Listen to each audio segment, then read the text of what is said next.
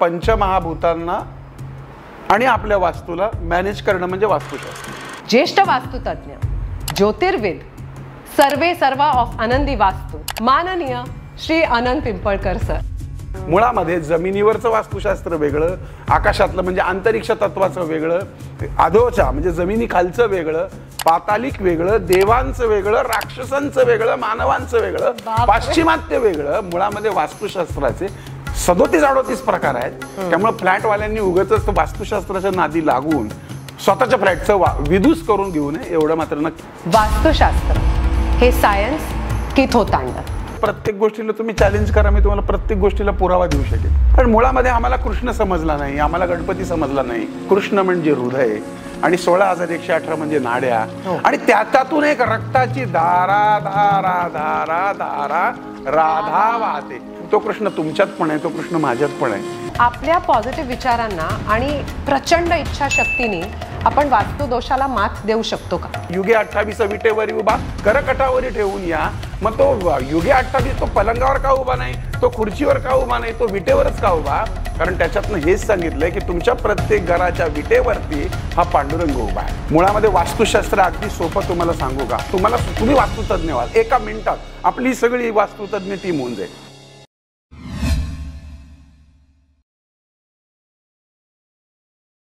घर असावे घरासारखे, नको तर नुसत्या भिंती. इथे असावा प्रेम जिव्हाळा, नको तर नुसती नाती. विमल लिमयेंची ही रचना सांगते, मन असो वा घर हे किती मोठं आहे त्याहीपेक्षा त्यात किती आपलेपणा आहे हे जास्त महत्त्वाचं. एखाद्या व्यक्तीच्या संघर्षातून जेव्हा त्याचे अस्तित्व निर्माण होते तेव्हा आयुष्य जगायला एक वेगळाच रुबाब येतो. असेच आहे आजचे रुबाबदार व्यक्तिमत्व. Doctorate in Vastushastra and Astrology with more than 3 medals and 85+ awards and still going strong. 40 years of continuous self-study, self-experimenting and practice of both Vastushastra and Astrology with 68 books that he has authored and more than 1,000+ TV programs and stage shows where he featured. Anandi Vastu, a scientifically proven study with a logical base to it, still remains his bestseller performance. शिर्डीच्या साईबाबांचे परम भक्त, ज्येष्ठ वास्तुतज्ञ, ज्योतिर्विद, सर्वे सर्वा of आनंदी वास्तू, एक कट्टर हिंदुत्ववादी, बहुआयामी, रोकटोक अशी बहारदार personality, a friend, philosopher and guide to all of us, माननीय Shri Anant Pimpalkar sir. Om Sairam. Om Sairam. Sairam. Thank you so much sir. आमच्या विनंतीला मान देऊन तुम्ही आज सोलसम विथ सारिकावरती आलात. खऱ्या अर्थाने आमची दिवाळी सुरू झाली. ओम साईराम. सोलसम सारिकानी माझी निवड केली त्याबद्दल मी तुमचं मनापासून आभारी आहे, चॅनलचा आभारी. थँक्यू. आणि बिफोर वी बिगिन, खूप खूप खूप शुभेच्छा तुम्हाला. नुकताच आनंदी वास्तूनी 1 मिलियन सबस्क्रायबर्स क्रॉस केलेत यूट्यूबवर. सो तुमच्याकडनं शिकण्यासारखं खूप आहे.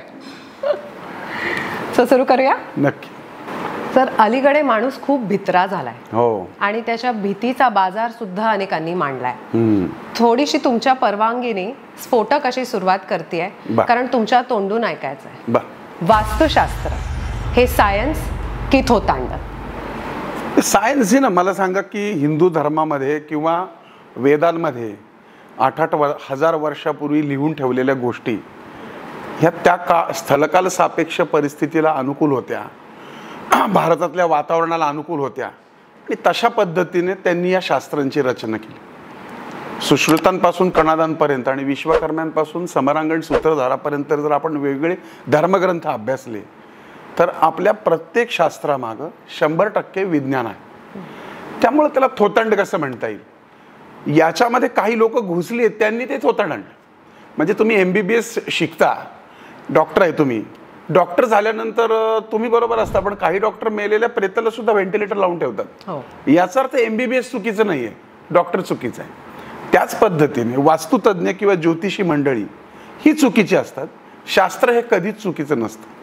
कालांतराने ह्याच्यामध्ये काही लोक बदल करत गेले आणि त्याच्यामध्ये मग हा जो प्रकार आला की काही स्वार्थी प्रवृत्ती आहेत, जसं की मेडिकल फील्डमध्ये सुद्धा घाबरवलं जातं आणि पैसे काढले जातात, तशाच प्रकारचं या फील्डमध्ये पण केलं जातं. पण मुळामध्ये हे अजिबात थोतांड नाही. याच्या मागे 100% विज्ञान आहे, निसर्ग आहे, आयुर्वेद आहे आणि तुमच्या शरीर रचनेशी सुसंगतता आहे.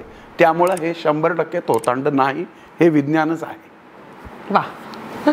म्हणूनच मी म्हटलं की स्फोटक अशी सुरुवात आहे, पण तुम्ही ते सांगितलं की बरोबर पोचतं. बरोबर. आता वास्तू म्हटलं की दिशा या आल्याच ओघाने. पृथ्वी गोल फिरतीये, सूर्य भ्रमण करतीये. आपल्याकडे वास्तूला किंवा दिशेला एवढं अनन्यसाधारण महत्व आहे, त्या मानाने वेस्टर्न कंट्रीजमध्ये काहीही न पाळता बरं चाललंय की? नाही नाही नाही, चुकीचं सांगता तुम्ही. वेस्टर्न कंट्रीमध्ये सगळ्यात जास्ती वास्तुशास्त्र पाळलं जातं. खरं? चायनामध्ये त्याला फेंगशुई म्हटलं जातं. बऱ्याच ठिकाणी तुम्ही टॅरो कार्ड ऐकलं असेल, रेकी असेल, या सगळ्या गोष्टी कुठून आमच्याकडनंच तिकडे गेलेल्या आहेत. परदेशामधल्या वास्तू बघा, तुम्ही जुनी चर्च बघा, ब्रिटनमधल्या वास्तू बघा, ह्या सगळ्या ह्या शास्त्राला धरून आहेत. आता वास्तुशास्त्र म्हणजे काय, तर पंचमहाभूतांना आणि आपल्या वास्तूला मॅनेज करणं म्हणजे वास्तुशास्त्र. जे कोकणात एखादं घर आहे तसं तुम्ही जर का जळगावमध्ये बांधायला गेलं तर त्याला तसा अर्थ नाही. म्हणजे त्या त्या स्थलकाल सापेक्ष परिस्थितीनुसार त्या त्या ठिकाणची रचना केलेली आहे. त्या पद्धतीनं जसं आपलं शास्त्र आहे तसं प्रत्येक शास्त्रामध्ये प्रत्येक ठिकाणच्या विद्वानांनी त्या त्या वास्तूंची रचना त्या त्या पद्धतीने केलेली आहे. त्यामुळं परदेशात सुद्धा वास्तुशास्त्र, फेंगशुई, रेकी अशा वेगवेगळ्या माध्यमातून वापरलं जातं. किंबहुना ते जे वापरलं जातं ते आपल्याकडूनच तिकडे गेलेलं आहे. आपल्याकडे तीर्थ पाण्यामध्ये कापूर टाकून दिलं जातं आणि ते तीर्थप्राशन केल्यानंतर ते हृदयापर्यंत पोचतं, आचमन केलं जातं. हे आता तुमचं वॉटर थेरपी सांगतं. जपानमधल्या कुठल्या तरी एका शास्त्रज्ञांनी त्याच्यात शोध लावला की म्हणे पाण्याला सुद्धा मॉलिक्युल्स तयार होतात आणि पाण्यावर संस्कार होतात. मग आमचे 6000 वर्षापूर्वी आम्ही जे पाण्यावरती मंत्र म्हणतोय, अपवित्रो पवित्रो वाम सर्वामस्ताम गतो पिवा यस्मरेत पुंडरीकाक्षम सबायंतर शुची, अभ्यंतर सबायंतर सबाय शुची म्हणजे पवित्रता निर्माण करण्याचं सामर्थ्य पाण्यामध्ये आहे. नुसतं पाण्यामध्ये नाही तर त्याच्यावरती मंत्र केल्यानंतर त्याचे मॉलिक्युल्स बनतात. हे आमच्या ऋषीमुनींनी काही हजार वर्षांपूर्वी सांगितलं. ते मात्र तिकडून ब्रँड लागून आलं की मात्र आम्हाला पटायला सुरुवात होते. हे मोठं दुर्दैव आहे. हा सगळा भाग आहे, हा विज्ञानाशी संबंधित आहे आणि त्यामुळे निश्चितच हा सगळ्या जगामध्ये वापरला जातो, फक्त प्रत्येक ठिकाणी वेगळं नाही. तुम्ही बघा, आपण आपल्याकडे प्रत्येक गोष्टीची सुरुवात कुठल्या देवतेने करतो तर गणपतीने करतो. आता बरीच लोक म्हणतात की गणपतीचं मुंडकं उडवलं आणि मग ते हत्ती ठेवला, हे पटतं का तुम्हाला? पण मुळामध्ये ही एक रूपकात्मकता आहे. आणि जर तुम्ही बघितलं तर आता सुद्धा 2025 मध्ये डोकं एकाचं, शरीर एकाचं अशा प्रकारची एक शस्त्रक्रिया यशस्वी केलेली आहे. म्हणजे एकाचा ब्रेन डेड आहे, एकाचा शरीर डेड आहे, अशा दोन वेगवेगळ्या शरीरांना एकत्र आणून एक तिसराच माणूस निर्माण केलेला आहे. पूर्वी कर्ण होता जो विना बापाचा जन्माला आला, आता क्लोन बेबी किंवा ह्या गोष्टी कशा आहेत. मग या सगळ्या जर गोष्टी बघितल्या तर हे सगळं विज्ञान, हे सगळं शास्त्र आमच्याकडे होतं, फक्त त्या लोकांनी त्याला सायन्समध्ये टाकून ॲडॉप्ट केलं आणि आम्ही दगडांवरती हळदी कुंकू वाहत बसलो. खरंय. आमच्या रामाच्या सीतेला पळवून नेण्यासाठी जर विमानाचा वापर केला गेला आणि जर त्या विमानाचा शोध तळपदे बंधूंनी आमच्या भारतात लावला, पण तो मात्र आम्ही म्हणत नाही, तो त्या परदेशातल्या कुठल्या तरी राईट्स बंधूंनी लावला असं आम्ही म्हणतो. पण मुळामध्ये विमान बनवण्याचं शास्त्र हे 3000 वर्षापूर्वी आमच्या वेदांमध्ये लिहिलेलं आहे.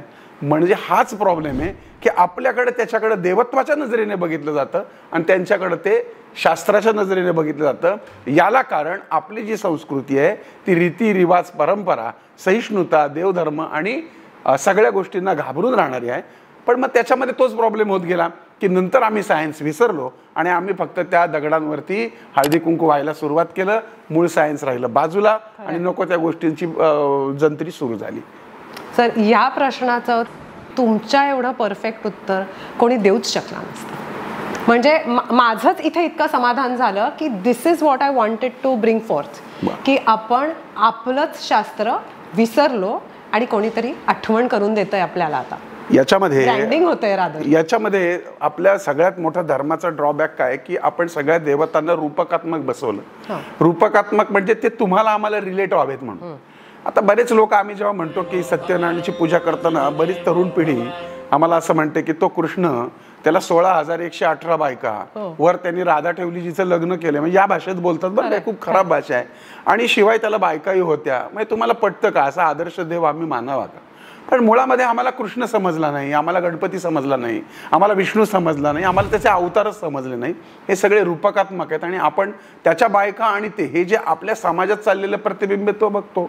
मुळामध्ये कृष्ण काय आहे, राधा काय आहे, तर 16,118 बायका म्हणजे काय हो. आता तुम्ही मेडिकल फील्डमध्ये आहात, आयुर्वेदामध्ये ज्या नाड्या आहेत त्या तेवढ्या सांगितल्या गेल्या आणि त्यातून एक रक्ताची धारा धारा धारा धारा राधा वाहते आणि त्या धारेला तो कृष्ण आकृष्ट होतो.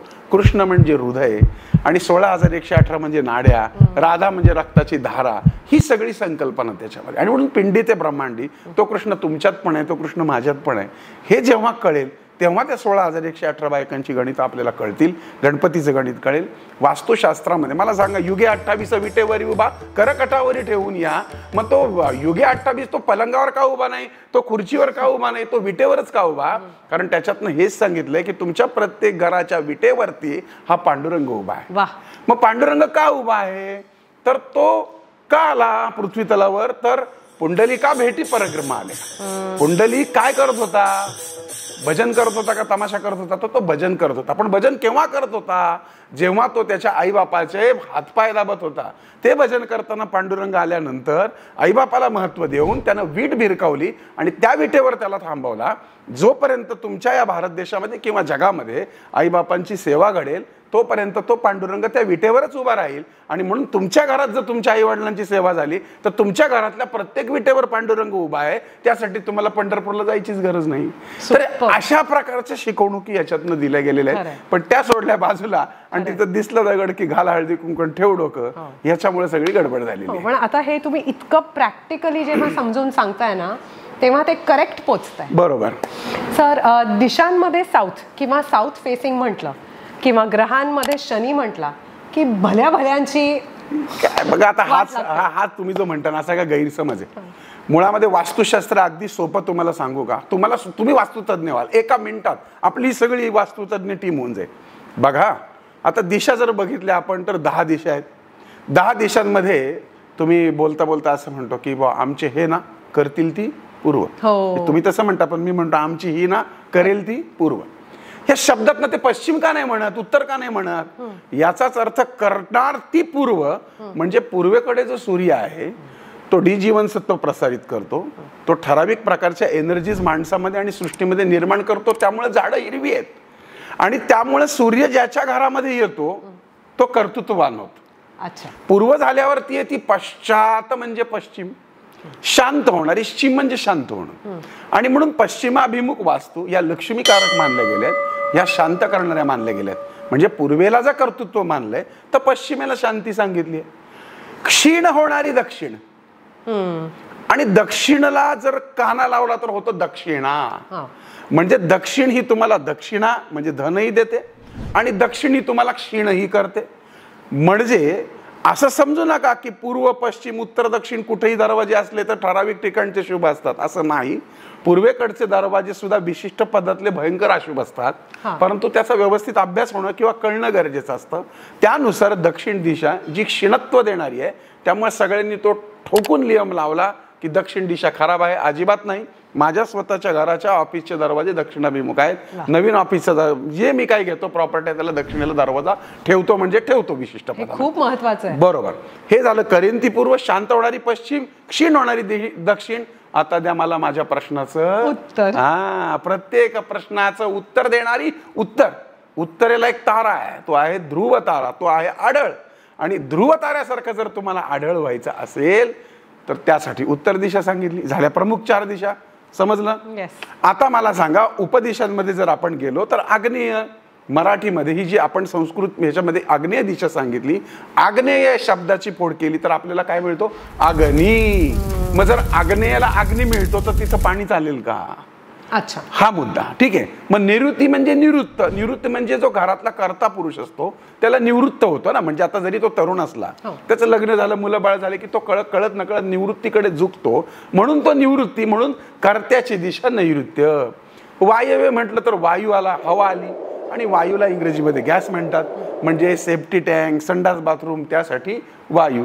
आणि ईशान्य या शब्दामध्ये आला ईश्वर. मग ईश्वराच्या ठिकाणी संडास बाथरूम चालेल का? नाही चालणार. म्हणजे या प्रमुख 8 दिशांमध्येच वास्तुशास्त्र लपलंय. क्लिअर. पुढची दिशा ऊर्ध्व, त्याच्या खालची दिशा अधो. जे लोक ऊर्ध्व दिशेला राहतात ते ऊर्ध्व दिशेने प्रगती करतात आणि जे अधो दिशेला राहतात त्यांची अधोगती होते. या दिशांमध्ये 10 दिशांमध्येच वास्तुशास्त्र लपलेलं आहे. पण हा नियम जर तुम्ही फ्लॅटला लावायला गेले तर तिथं तुमचं काम फसलेलं आहे. आता काय होतं, आम्ही जेव्हा व्हिजिटला जातो तेव्हा 12व्या 15व्या 20व्या मजल्यावरती लोक जमिनीचं वास्तुशास्त्र लावतात आणि आग्नेय कोपऱ्यामध्ये हॉल असेल तर तिथं काहीतरी किचन करायला लावतात आणि पार धडाचा विदूस करून टाकतात.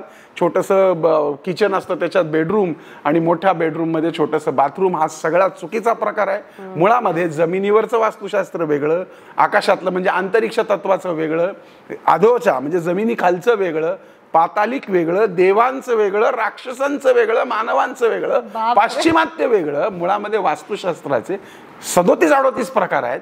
त्यातला एकच प्रकार आपण दाबून रेटून सगळीकडे वापरतो आणि मग त्या गोष्टी आपल्याला तिथे सापडत नाही आणि मग दुःखी होतो. आणि म्हणून कधी कधी 2+2 लागत नाही आणि मग आय एम सॉरी टू से पण आमच्या सारख्यांचा म्हणजे आता तुम्ही मला कन्वर्ट करायला सुरुवात केली आहे, पण आमच्या सारख्यांना असं वाटतं की हे खरंच सायन्स आहे का.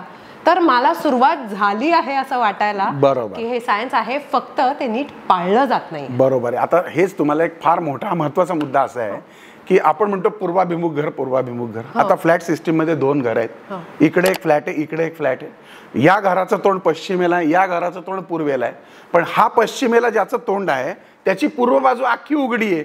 तिकडून ऊन मोठ्या प्रमाणात तिथे सूर्य येतोय. पण हा काय म्हणतो, माझं घर पूर्वाभिमुख आहे. अरे पण तुझ्या पूर्वेच्या घरात सूर्याचा प्रकाश येतच नाहीये उगवत्या मावळतीचा. म्हणजे त्याच्या घरावरती फ्लॅट सिस्टीम नुसार पश्चिमेचा भार आहे आणि याचं जरी पश्चिमाभिमुख घर असलं तरी याला पूर्वेचा भार आहे.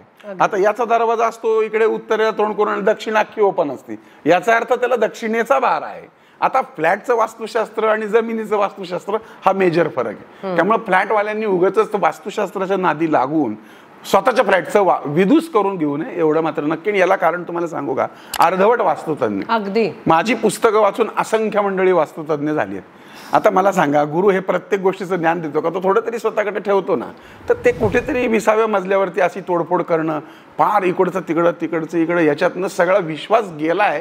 जे तुम्ही म्हणता की आमचा विश्वास नाही आहे थोतांडे, हे त्यामुळं कारण चुकीच्या पद्धतीचं मार्गदर्शन केलं जातं. आणि सर याच ओघाने मी हे ऍड करू इच्छिते की सोशल मीडियावर आता सध्या वास्तुतज्ञ आणि भविष्यकारांचा इतका पूर आलाय की माझ्यासारखी लोक सुद्धा विचार करतायत की कोण चुकीचं आहे आणि कोण बरोबर आहे. तुम्ही काय म्हणतो की तुम्ही जेव्हा कोणाचं ऐकता तेव्हा तुम्ही त्यांचे चेहरे बघा. म्हणजे मी म्हणत नाही की देखणेच पाहिजे, त्यांची वय बघा. तुम्ही 17-18 वर्षाचा पोरग ज्याला स्वतःचाच अभ्यास नाही, तो जर का प्रदीर्घ शास्त्र सांगत असेल तर त्याच्यावरती विश्वास तरी कसा ठेवा. म्हणजे मला आता आश्चर्य वाटेल, मला कोणीतरी आता मी एक रील पाठवली म्हणे हा उपाय खरा आहे का, तर उपाय काय तर म्हणे बँकेच्या कॅशियरच्या पायाखालची माती आणून घरात ठेवली पैशाच्या कपाटात तर पैसे वाढतात. मग कॅशियर का भिकारी लोकांच्या नोटा मोजतोय? मला तसं नाही म्हणायचंय. मग तो का नाही अब्जाधीश? म्हणजे मग कोणी म्हणतं रबर बँड आणून लावा, कोणी काय म्हणतं बँकेतली माती आणा. मग बँका काय बुडत नाहीत का? नाही, असल्या काही गोष्टी ढकलल्या आहेत ना या लोकांनी. आरती करू नका म्हणे लक्ष्मीची, म्हणजे काहीचे काही. आणि ते इतकं पसरतं मोठ्या प्रमाणामध्ये, तर ते लोकच आम्हाला विचारतात अहो ते काय खरंच लक्ष्मी निघून जाते का? आता ती लक्ष्मी यायला निघून जायला ती काय आपल्यासारखी स्त्री पुरुष आहे का? ती ऊर्जा आहे, ती अशी कशी जाईल? त्यासाठी तुमची नीतिमत्ता साफ असायला पाहिजे, तुमचं कर्तृत्व पाहिजे. तुम्ही घरात झोपून राहिला म्हणाल लक्ष्मी येईल पूजा करून, तर ती येते का? असं काही नाहीये.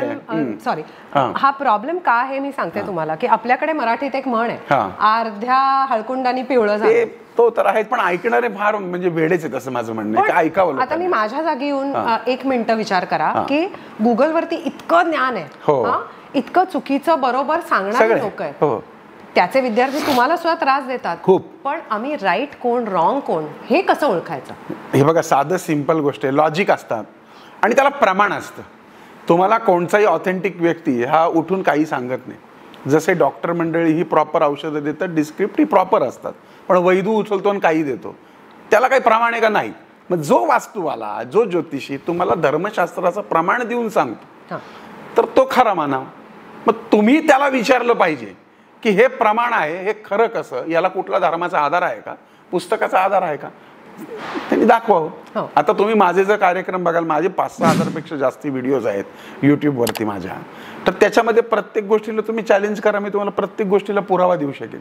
कारण मुळात माझ्याकडेच एवढी मोठी ग्रंथसंपदा आहे, प्रत्येकाचा अभ्यास करून, आणि नुसताच अभ्यास केला नाहीये तर त्या स्वतःवर टाकल्यात आणि मग त्या आणल्यात. म्हणजे कोणी म्हणेल ईशान्येला संडास असेल तर असं होतं, मग मला काय अनुभव आहे, मग मी स्वतःच्या घरात ईशान्येला संडास करून पाहिला, नैऋत्येला टाकी करून पाहिली, आणि आमचे फार वाईट परिणाम मी स्वतः भोगले. शेवटी माझी पत्नी मला म्हणायला लागली की आता हे तुमचं एक्सपेरिमेंट बंद करा, कारण आम्हाला त्याचे व्यक्तिगत खूप नुकसान झाले, खूप त्रास झाले. म्हणजे ईशान्येला सेफ्टी टँक होता, अक्षरशः म्हणजे खराब त्रास झाला. त्याच्यानंतर नैऋत्येला सेफ्टी टँक केल्यानंतर माझ्या वडिलांना पॅरालिसिस झाला, आईला पॅरालिसिस झाला, मला प्रचंड त्रास झाला. म्हणजे या गोष्टी आहेत, आणि म्हणून स्वतः प्रत्येक गोष्टीवरती करून, त्याच्यावर उपचार करून आणि त्या बंद करून, अशा तिन्हीचं कॅल्क्युलेशन काढून मग ते पुस्तक लिहिलं, ते म्हणजे आनंदी वास्तू. अगदी. आणि त्यामुळे मला जर कोणी त्याच्यावरती एक मला गोष्ट ऐकली होती की 8वी-9वीत असताना, की त्या महात्म्यांकडे एक बाई जाते आणि त्या मुलाला ती म्हणते की हा मुलगा फार गुळ खातो म्हणे, गुळ. तर ते महात्मा म्हणतात की ठीक आहे 4 दिवसांनी या. 4 दिवसांनी ती परत जाते, ते म्हणते 10 दिवसांनी या, परत 15 दिवसांनी या. असं करत करत त्या बाईला, त्या बाळाला घेऊन यायला ते जवळजवळ 2-3 महिने लावतात. आणि 2-3 महिने लावल्यानंतर ते बाळ त्यांच्याकडे येतं आणि ते त्याच्या डोक्यावर हात फिरवतात, बाळा गुळ खाऊ नको बरं का. आता ती बाई वैतागते, ती म्हणते हे सांगायला तुम्ही 3 महिने लावले. तो म्हणे हो, म्हणे आधी मला गुळ खायची खूप सवय होती, ती मी पहिली बंद केली आणि मग मी त्याला सांगितलं. तशाच पद्धतीने जोपर्यंत तुम्ही स्वतः मरत नाही तोपर्यंत स्वर्ग कसा दिसतो. म्हणून आधी मी स्वतः ते सगळे प्रयोग आपल्या स्वतःवरती केले, त्याचं पुस्तक लिहिलं, ते लोकांपुढे आणलं, आणि मग शास्त्राची प्रमाणता सिद्ध झालेली आहे. ऍब्सोल्युटली. सो इन शॉर्ट, अभ्यासू आणि एक्सपिरियन्स्ड व्यक्तीचं ऐकावं, बरोबर, उठसूट ज्याचं त्याचं ऐकू नये, विचेवर फील्ड, आयुष्यातलं कुठलंही फील्ड असो. दिशा जेवढी महत्वाची असते तेवढंच अजून कशाला तुम्ही महत्व द्याल, म्हणजे त्या वास्तूमध्ये राहणाऱ्यांच्या सुख समृद्धीसाठी? नीतिमत्तेला, प्रवृत्तीला, स्वभावाला. आमचं एकच आहे की आम्ही निसर्गाकडनं शिकलं पाहिजे. ठीक आहे, एवढी मोठी पृथ्वी आहे, त्याचं वजन वाढलेलं नाहीये. का नाही वाढलं? कारण इथलंच इथं वापरलंय. काय होतं, पाऊस पडतो, जमिनीवर साठतो, धूप होते, ढग होतो, परत पाऊस पडतो. म्हणजे इथलंच इथं तुमच्या वाट्याला येतं. म्हणजे तुमची कर्मच तुमच्या बऱ्या वाईटाला कारणीभूत ठरतं. तुमची नीतिमत्ता साफ नसेल तर तुम्ही वास्तुशास्त्राप्रमाणे घर जर बांधलं आणि तुम्ही व्याजाचे धंदे करून लोकांच्या मानामुंड्या पिरगाळल्या असतील तर ती वास्तू तुम्हाला पंचमहाभूताच्या माध्यमातून साथ जरूर देईल, पण इथे कर्मविपाक सिद्धांत येतो. अगदी. वास्तुशास्त्र आणि ज्योतिषशास्त्राला कर्मविपाक सिद्धांत जोडलेला आहे. तसं नसतं तर अमिताभ बच्चन जेव्हा जन्माला आला, अंबानी जेव्हा जन्माला आले, त्यावेळेस असंख्य बाळं जन्माला आली. प्रत्येकाची कुंडली एक आहे, परंतु प्रत्येकाचं भविष्य एक नाहीये, पण प्रत्येकाचे योग एकसारखे आहेत. म्हणजे याचं लग्न होतं जया बहादुरीशी तर त्याचं आणखीन कोणाशी, याला धनलाभाचा योग असतो तर ज्योतिषी तो सांगतो की याला धनलाभाचा योग आहे, पण झोपडपट्टीत त्याला कुठेतरी घबाड सापडतं 20-20 हजाराचं आणि अंबानींना करोडचं. म्हणजे योग ज्योतिष सांगतो, कर्म वाचू शकत नाही, आणि सगळ्या गोष्टी या कर्मावर आणि नीतिमत्तेवर अवलंबून. तुम्ही जोपर्यंत दुसऱ्याच्या दुःखात स्वतः दुःखी होत नाही, पण दुसऱ्याचं सुख पाहून जर तुम्ही दुःखी होत असाल आणि दुसऱ्याच्या कल्याणाची भावनाच तुमच्या मनात नसेल, काही उपयोग नाही. देवधर्म करून उपयोग नाही. वास्तुशास्त्र बीचं सगळं तेल लावत गेलं, काही अर्थ नाही त्याला. अगदी लाख मोलाचं, अगदी लाख मोलाचं. म्हणजे टाळ्या पडतील ह्याच्यावरती. सर, पण ओघानी आपण परत ह्याच्यावरच की गतजन्माच्या कर्मांचा रिपेअर करायचा एखादा फुलप्रूफ मार्ग सांगा. नाही, असं काही मार्ग बिर्ग नसतो. लक्षात घ्या, कर्म हा भोगूनच संपवावं लागतं. म्हणजे वासुदेव आणि देवकीच्या पोटी कृष्णाचा जन्म झाला आणि 14 वर्ष त्यांना मुक्त केलं नाही कंसाच्या ताब्यातून. आता जेव्हा 14 वर्षाचा झाला, मग त्यांनी कंसाचा वध केला आणि त्यांनी मुक्त केलं, तेव्हा त्याच्या आईने त्याला विचारलं की अरे बाळा, तू करू शकत होता मला मुक्त, तू तर साक्षात परमेश्वर. तो म्हणला, गेल्या जन्मातली तू काही आहेस, त्या जन्मात तुम्हाला 14 वर्ष वनवासाला पाठवलं, म्हणून तुला या जन्मामध्ये जेलमध्ये काढावे लागले. तर ही कर्म देवांना चुकली नाही. रामाला वनवास चुकला नाही, लवकुशाला बेवारशी हिंडावं लागलं, येशू ख्रिस्ताला सुद्धा ठोकलं गेलं. प्रत्येक धर्मातल्या साधू संतांच्या मागं काही ना काहीतरी पीडा होत्या. याचा अर्थ ते वाईट आहेत किंवा त्यांना कुठं गेला देव असं नाही म्हणू शकत. प्रत्येक जण कर्म घेऊन येतो, तो त्याचं काम करतो आणि त्या कर्मांची भोगूनच संपवण्याची क्षमता असते. त्यामुळं कर्म एखादा बघा आयुष्यभर ॲक्टिंग क्षेत्रामध्ये असतो आणि एखादा कुठला तरी फालतू रील्सवर एकदम मोठा होऊन जातो. खरं. हे नशीब आहे, हे त्याचं कर्म आहे आणि हे कुठं ना कुठे आणि हे सगळं आपल्याला पूर्वजन्माचं कर्म हे कुंडलीमध्ये दिसतं. याला पूर्वजन्म म्हणतात. हा, त्याला परिमार्जन आहे का? तर नाही आहे. मग त्याला काय आहे? तर त्याला असे काही उपाय आहेत की ते तुम्हाला भोगण्यासाठीचं सामर्थ्य प्राप्त होतं. बाकी त्याच्यातनं सुटका अजिबात नाही. त्यामुळं मागच्या जन्माचं जाऊ दे, ते तर झालं आपल्या हातून, पण या जन्मात इथून पुढे हा जो कार्यक्रम ऐकताय तर इथून पुढचं कर्म तरी सगळ्या आपल्या दर्शकांनी चांगलं ठेवलं पाहिजे, नाही तर ते वाटेला येणार. बघा, सायन्स म्हणता तुम्ही कॉम्प्युटर घेता, लॅपटॉप घेता, लॅपटॉपमध्ये येतानाच इनबिल्ड 50% येतं ना, का सगळं भरता तुम्ही? नाही भरत. मग तुम्हाला जे सॉफ्टवेअर पाहिजे तुम्ही भरता. एडिटर असतील तर ते त्यांचं सॉफ्टवेअर भरतात, DTP वाला DTP भरतो, माझ्यासारखा ॲस्ट्रोलॉजीचं भरतो. म्हणजे 50% कर्म, 50% या जन्मीचं मारायचं, असं होतं ते कॉम्प्युटर त्या. मग हे करताना त्यात व्हायरस घुसतो. मग तो व्हायरससाठी अँटीव्हायरस म्हणजे नामस्मरण, ध्यानधारणा, देवाची पूजा आणि चांगलं वागणं. नाहीतर तुम्ही खूप देवाची पूजा करताय आणि घरातल्या सोन्याचा जर छळ करताय किंवा सासूला उपाशी मारताय, काय ते अँटी म्हणजे ते काय सपोर्टिव्ह नाही आहेत काही गोष्टी. कर्म हा फार महत्वाचा मुद्दा याच्यात.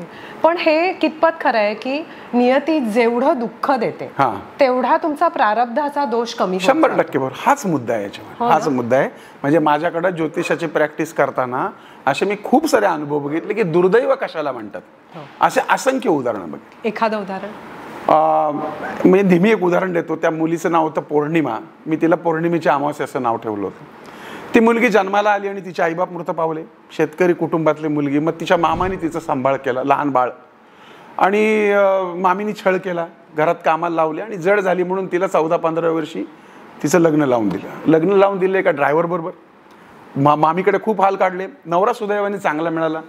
ती 13-14 वर्षाची असेल आणि खूप प्रेम तिच्यावरती करताना तिला दिवस गेले. आणि मग ज्यावेळेस चेकिंग करतात 5व्या-6व्या महिन्यात, खेडेगावातलं हे यवतमाळ भागातलं, तर त्या बाईला कळलं की तिला एड्स झालाय. आता एड्स का झालाय तर तो तिच्या पतीला झालाय. मग तिला ते परत टांगती तलवार की बाळाला पण झाला का? सुदैवाने ते बाळ जन्माला आल्यानंतर मुलगा झाला. मुलाला मात्र एड्स नव्हता. आता काय चमत्कार माहीत नाही, पण तिला HIV झाला, तिच्या नवऱ्याला. आता मूल जन्माला यायच्या म्हणजे आलं इकडे मूल जन्माला आणि काहीतरी 15-20 दिवसात तिचा नवरा पण मेला. आता परत ती एकटीच पडली.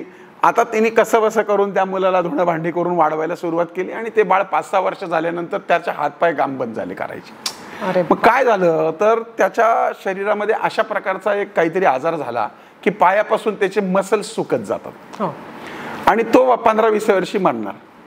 आणि नेमकं प्रॉब्लेम बघा असं झाला की तिला कळलं की हे मुलं आता मरणार आहे 10-15 वर्षांनी. त्याच्यासाठी ती जगतीये, काहीतरी कामधंदा करते आणि आता नुकतीच 10-15 दिवसापूर्वी ती गेली असं मला कळलं. मग आता ही कर्माचं काय आहे उदाहरण? किती वाईट कर्म आहे. मग आता यात कर्म तिचं वाईट, तिच्या आईबापाचं वाईट, मामाचं वाईट, का जे मूल जे मरणार आहे आता अजून 5-7 वर्षांनी त्याचं वाईट? याला उत्तर नाही आहेत तुम्हाला सांगतो. आणि मी श्रीमंतांची कुत्री पाहिलीत. कुत्री AC मध्ये झोपतात, त्यांना खाऊ देतात 20-30 हजाराचा खाऊ. त्यांचे डॉक्टर त्यांना आंघोळीला 5-5 हजार लागतात आणि माणसं कुत्र्यासारखी मरतात. हे त्या कुत्र्याचं कर्म आहे, लक्षात घ्या. खरं, हे त्या माणसांचं कर्म कुत्र्यासारखं आहे. म्हणून कुत्र्यासारखं जगायचं असेल तशा आणि चांगलं कर्म करून माणसासारखं जगायचं असेल तर कर्म हा एकमेव मार्ग आहे याच्यावरती. Super seriously. म्हणजे I am enjoying this podcast more than you are enjoying. वास्तू आनंदी म्हणून त्यातली माणसं आनंदी, का माणसं आनंदी म्हणून ती वास्तू? म्हणजे विचारायचा रोग सांगते. आपल्या पॉझिटिव्ह विचारांना आणि प्रचंड इच्छाशक्तीने आपण वास्तू दोषाला मात देऊ शकतो का?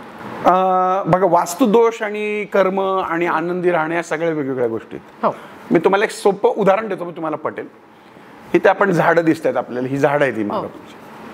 हे झाड आपण इथे लावू आणि सेम झाड आपण बाहेर लावू गार्डन मध्ये. आता तुम्हीच मला सांगा, 10-15 दिवसानंतर तुम्ही जेव्हा याल, दोन्हीला आपण सेम पाणी घालू, हे झाड जगेल का बाहेरचं झाड जगेल? तुम्हीच मला सांगा. बाहेरचं. का? ऊन मिळतं. बरोबर आहे. त्याला पंचमहाभ होतात. पंचमहाभ ना, पृथ्वी, आप, तेज, वायू, आकाश या गोष्टी मिळतात म्हणून ते वाढतं, जगतं, फळतं, फुलतं. हे नाही मिळत, याला मिळत नाही. म्हणून सेम कोकणामध्ये माणसाला झाड म्हणतात. अच्छा. कोकणामध्ये एखाद्या माणसाला जर भूत लागला तर तो संशोधनाचा विषय, झाडाला सोड, झाडाला सोड असं म्हणतात. माणूस एक प्रकारचं झाडच आहे असं म्हटलं जातं. आणि जसं त्या झाडाला त्या घरामध्ये पंचमहाभूत मिळाल्यानंतर ते सिकुडतं, तसंच हे झाड सुद्धा पंचमहाभूत जर नीट मिळाली नाही तर सिकुडतं. पण जर आपलं सुकलो तर आपण कुठेतरी मंदिरात जातो, कुठेतरी मित्रमैत्रिणींकडे जातो, आपण फिरून येतो, काहीतरी खातो, कपडे लत्ते घालतो, स्प्रे मारतो, आपण छान दिसायचा प्रयत्न करतो आणि भक्ती करून किंवा आपण आनंद मिळवायचा प्रयत्न करतो आपल्या मार्गाने. पण त्या झाडाला बाहेर नाही ना जात आहेत. मग जर त्या झाडावर परिणाम होतो तर मग आपल्यावर का नाही होत? 100%. बरोबर आहे. आता तुम्ही फार पॉझिटिव्ह आहे, तुम्ही फार आनंदी आहेत, पण तुम्हाला जेलमध्ये ठेवतो, 7-8 महिने जेलमध्ये सगळ्या सुविधा देतो 5 स्टार सारख्या, पण बाहेर यायचं नाही. तुम्ही म्हणाल मी झोपडपट्टीत राहते पण मला बाहेर काढा. खरंय.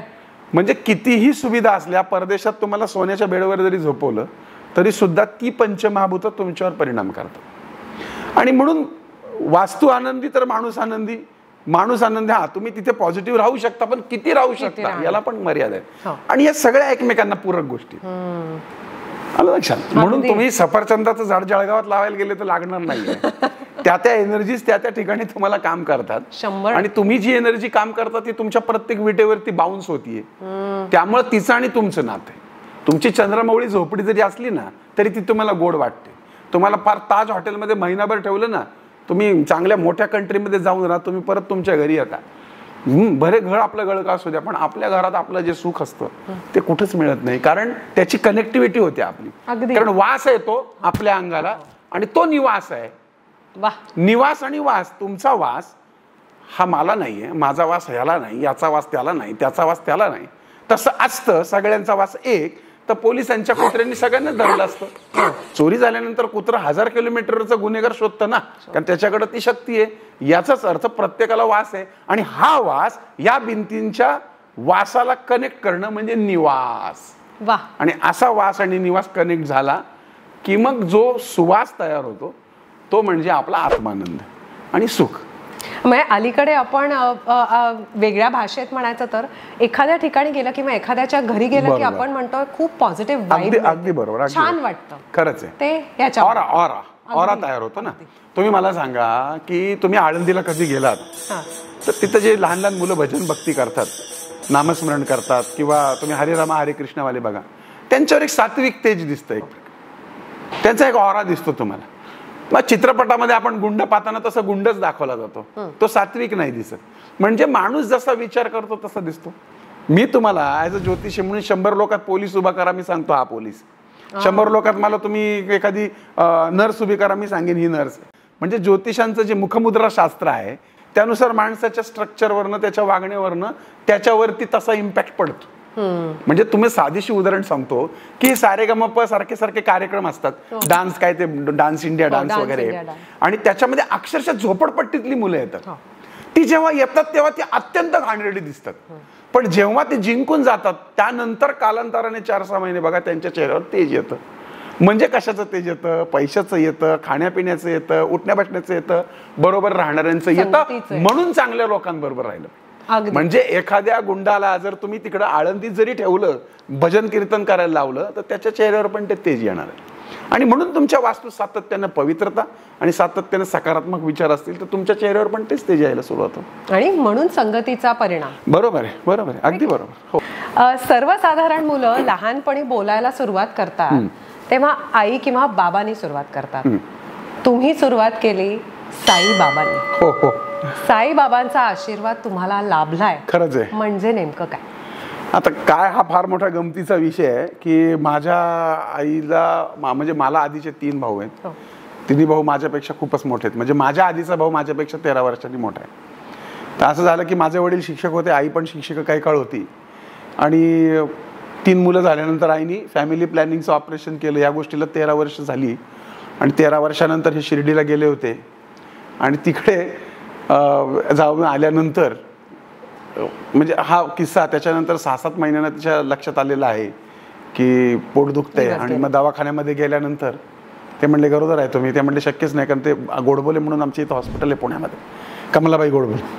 त्या म्हणले अहो तुम्हीच ऑपरेशन केले. नाही नाही म्हणजे तुम्ही गरोदर आहे 7 महिन्याची. म्हणजे कसं शक्य आहे? नाही म्हणे. मग त्यात आई शिक्षिका, वडील शिक्षिका असल्यामुळे त्यांना थोडं वाटलं की पहिला मुलगा एवढा मोठा आहे, 15, 16, 18 वर्षाचा, तर मग आता नको आहे आपल्याला. तर ते म्हणजे नाही नाही आता नाही हे करता येणार नाही. आणि मग राहिलं आणि मग तो जन्म झाला आणि मग आनंद झाला म्हणून माझं नाव आनंद ठेवलं. तर ते कुठेतरी साई भक्तीची कनेक्टिव्हिटी आहे त्याच्यामध्ये. पण लहानपणी आनंदला शुभ बोलणाऱ्या का म्हणायचे? कारण काय माहिती का, म्हणजे माझ्याकडे बरं का आता बरेच लोक म्हणतात की बाबा मला काहीतरी प्रसन्न आहे, साईबाबा माझ्याशी बोलतात, माझ्याकडे वाचसिद्धी वगैरे. मला ह्या गोष्टी का पटत नाहीत. ह्या गोष्टीने निसर्गता येतात असं मला वाटतं. म्हणजे अगदी एखादा मोठा संत सुद्धा लोकांच्या चिठ्ठीवर लिहितो, ते पण त्यालाही माहित नसतं की त्याला ते कुठनं येतं, पण ते येतं. आता हा संशोधनाचा विषय. अल्बर्ट आईन्स्टाईनच्या डोक्याचा एवढासाच हिस्सा काम करत होता, तरी तो जगात होता. आणि त्याच्यात आपला तर हिस्सा मायनस मध्ये काम करतो. म्हणजे परमेश्वराने कुठेतरी, म्हणजे मी असं पण ऐकलंय की कुठेतरी एक ऍक्सिडेंट झाला आणि त्याला भविष्य दिसायला लागले लोकांची, किंवा भूतकाळ दिसायला लागले लोकांचे, किंवा अशा घटना पण आहेत. म्हणजे मेंदूची ही जटिल रचना ही आजपर्यंत कोणालाच कळलेली नाही. ही फक्त माऊलींना कळली होती, ज्ञानेश्वर माऊलींना. त्याच्यावरती ज्ञानेश्वरीमध्ये विवेचन आहे. तर मला म्हणायचं असं होतं की ज्यावेळेस माझा जन्म झाल्यानंतर जसं बोलायला यायला लागलं ना, तेव्हा मी चांगलं बोलत नव्हतो. म्हणजे मी वाढत राहत होतो पुण्यामध्ये, तर कोणी आजारी पडलं म्हणून त्यांना दवाखान्यात नेलं तर मग मी त्यांना टाटा करून म्हणतोय की आता काही परत तुम्ही येणार नाहीये. अरे बापरे. किंवा एका मुलीचं लग्न ठरलं म्हणून सांगायला त्या काकू आल्यात आणि त्यांना मी म्हणतो हिचं कसं लग्न, ही पळून जाणार आहे. किंवा एखादी गरोदर स्त्रीच्या ठिकाणी आली आणि तू कशाचं घेऊन फिरत बसली, ते तर मरणार आहे. तर अशा प्रकारचं अत्यंत अशुभ गोष्टीचं आम्ही बडबड करायचं. आणि त्याचा परिणाम काय झाला की मी आलो की लोक दरवाजे बंद करायला लागले. किंवा मी नातेवाईकांकडे गेलो तरी माझ्या आईला माझ्या तोंडावर सांगायचे तू ये, याला आणू नको. अरे बापरे. म्हणजे आईला फार वाईट वाटायचं की मी म्हणायचं मी कसं बोलतो मला काही कळत नाही. मग ती म्हणते अरे तू असं फटकन का बोलतो, नको ना बोलू असं. मला काही कळत नाही, मी पटकन बोलून जातो. बरं लहान मुलं आहे ना ते, त्याला तुम्ही काय मारणार का झोडणार, अशा पद्धतीने तिला वाटायचं. पण मग तिने मला खूप समजून सांगितलं. त्याच्यानंतर मला म्हणजे साई भक्ती वगैरे या सगळ्या गोष्टी सांगितल्या आणि हळूहळू पॉझिटिव्ह बोल म्हणून सांगितलं. तरी पण मी निगेटिव्ह बोलत होतो बराच काळ. तर मग एक 17-18 वर्षानंतर वयाच्या मग पॉझिटिव्ह बोलायला सुरुवात झाली आणि त्याला मग चांगला फरक पडला. त्यामुळे लोक म्हणायचे शुभ बोल. या अशा गोष्टींचा जोवर प्रत्येक व्यक्ती आपापला अनुभव जोवर घेत नाही तोवर ह्याच्यावर विश्वास. बरं त्याला योगायोग कसा म्हणावा ना, एक योगायोग होऊ शकतो.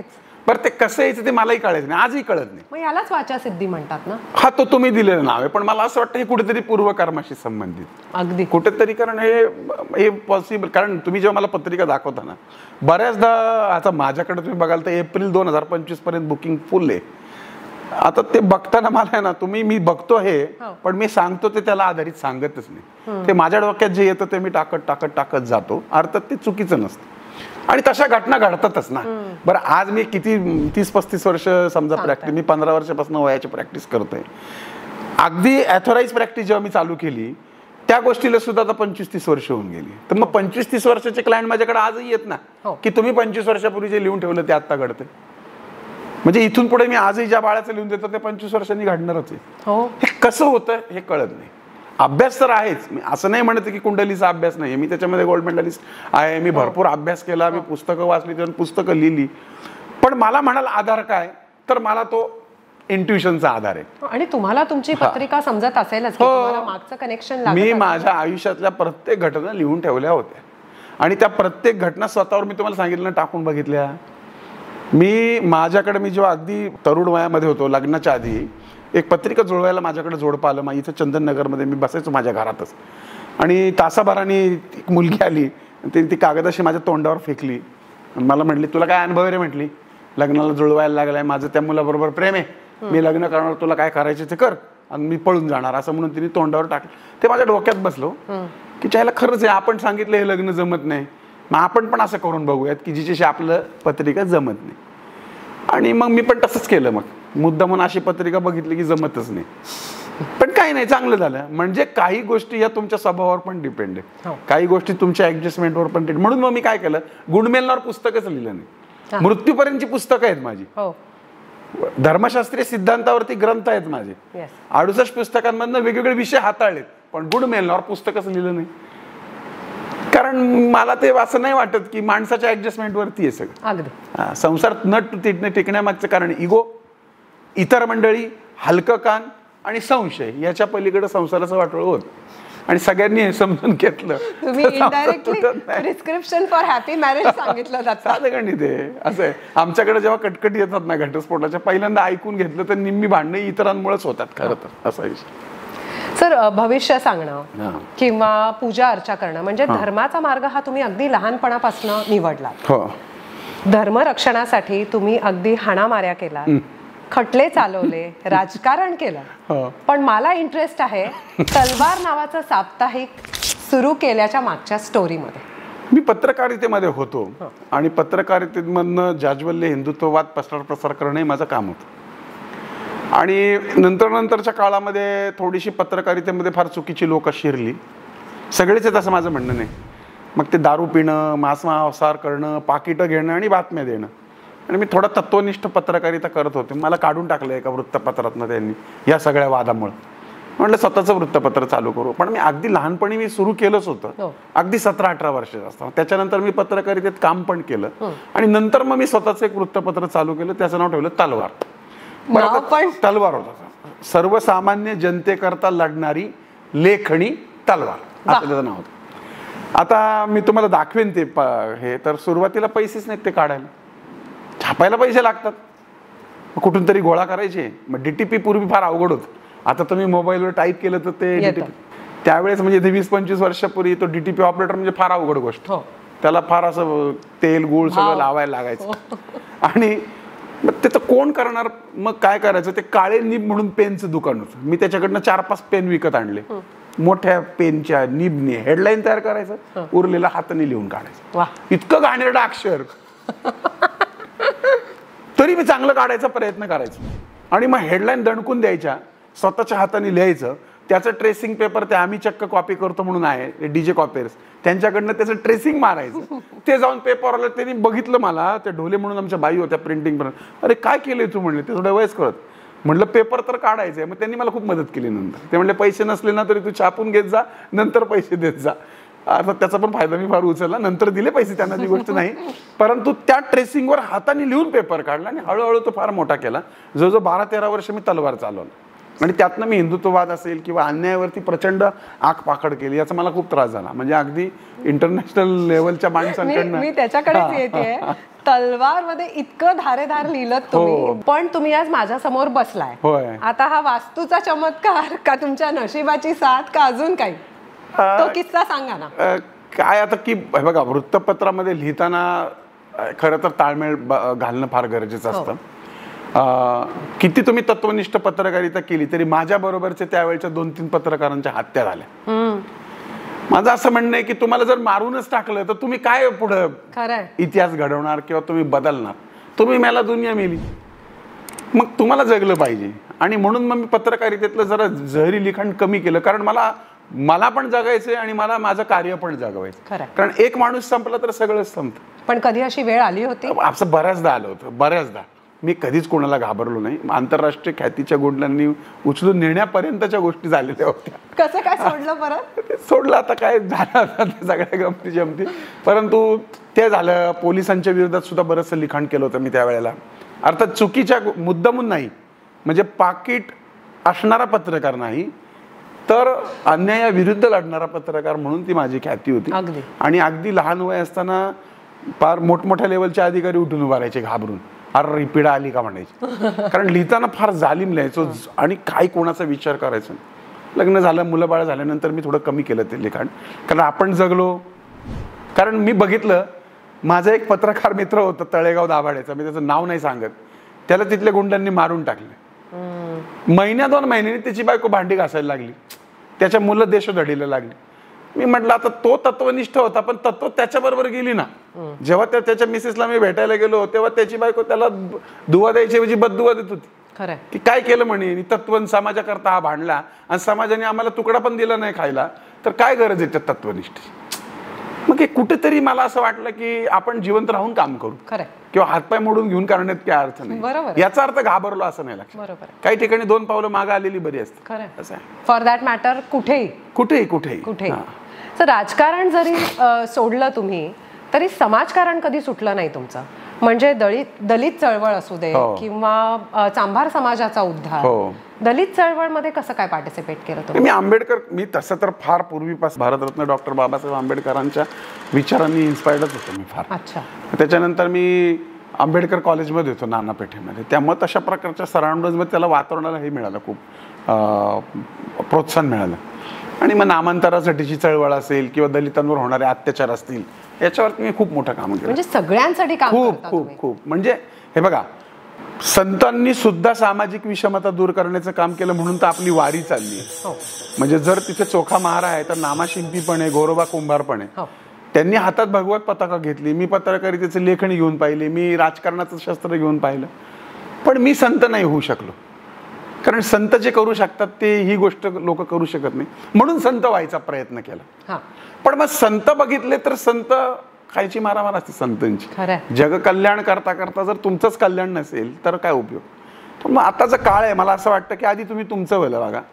म्हणजे भगवान सबका भला कर, सुरुवात मेरे से कर. पण एकदा तुमचं भलं झाल्यानंतर आता थांबू आणि दुसऱ्यांच्याच भल्याचा विचार करू, समाजाचा विचार करू आणि आलेला पैसा समाजकार्याला लावू. पण ते जमत नाही ना सर सगळ्यांना. ते आता तो बघा, ज्याचा त्याचा स्वभाव आहे, तो ज्याचा स्वभाव आहे असं आहे. म्हणजे आजही तुम्ही बघाल तर आम्ही एवढं सामाजिक कार्य करतो आणि माझ्या मुलाबाळांना पण ते माहित नाही की मी काय करतो, कोणाला दान धर्म करतो, कुठं पैसे जातात ते मुलाबाळांना पण माहित नाही. सर हा मुद्दा समाजासमोर यायला पाहिजे, कारण कोविडमध्ये जेवढं काम तुम्ही केलंय, मी वाचलंय म्हणून सांगतेय, ते कुठेही समाजापुढे आलेलं नाहीये. आणि तेव्हा तुम्ही जे काय श्रीमंत झालात ना पुण्याईने, ते थोडंसं तरी सांगा. काय आता त्याच्यामध्ये खूप आम्ही फार आदिवासी पाडा जवळजवळ 3-4 महिन्यापर्यंत त्यांना अन्न पुरवत होतो. आम्ही जवळजवळ 4-5 हजार लोकांचे विमे काढले. ते लोक मेले तर त्यांच्या काही लोक मेले त्यातले, म्हणजे असे विमे खरं तर कामाला येऊन येत माझं म्हणणं आहे, पण काढले तर त्यातल्या काही लोकांना पैसे मिळाले. मी त्यावेळेस चित्रपट काढला होता आधी, आणि तेव्हा मी पाहिलं की लाईटवाले वगैरेंचे फार हाल असतात, कारण काम असेल तर पैसे, मग त्यांचे विमे काढले.